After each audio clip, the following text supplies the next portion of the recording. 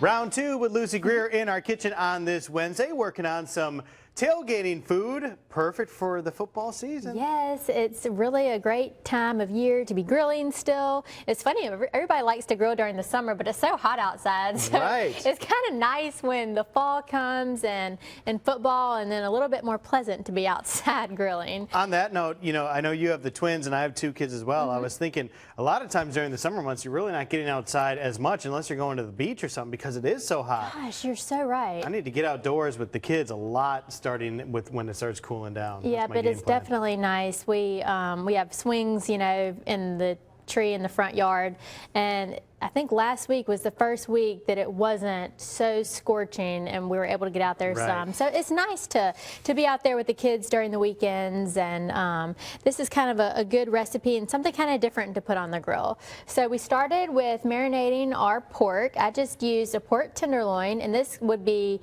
just as great with boneless, skinless chicken breasts if you aren't a pork fan. So we just started with about a half a cup of beer and an 1/8 cup of Worcestershire sauce, and then I added a tablespoon of Dijon mustard and just seasoned it up with a 1/4 teaspoon of salt, an 1/8 teaspoon of pepper, and also some garlic powder. So like I said, if you want to marinate that overnight, it'd be perfectly fine, but if you don't have the time to do that, then just let it sit while you prep your vegetables or whatever else you're going to do.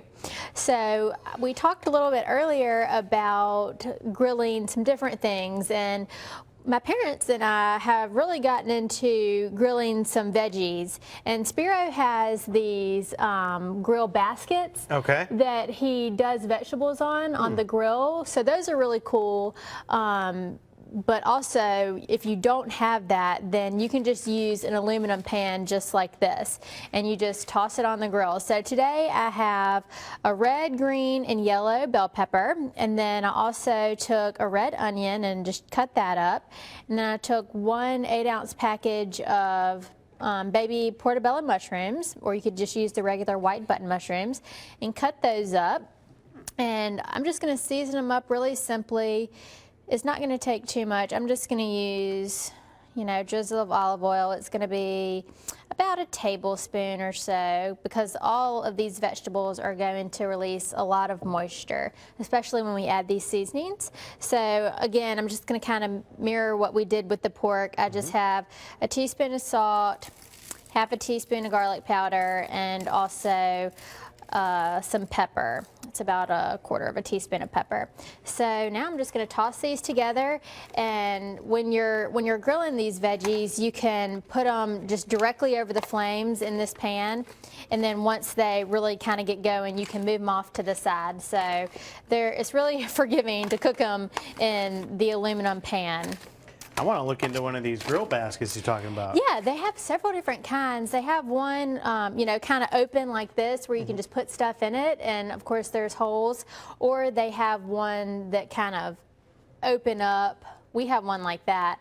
So, but they're really neat, and they're great for doing asparagus, which are kind of hard to grill because you don't want them falling through the grates. Or of course veggies like this.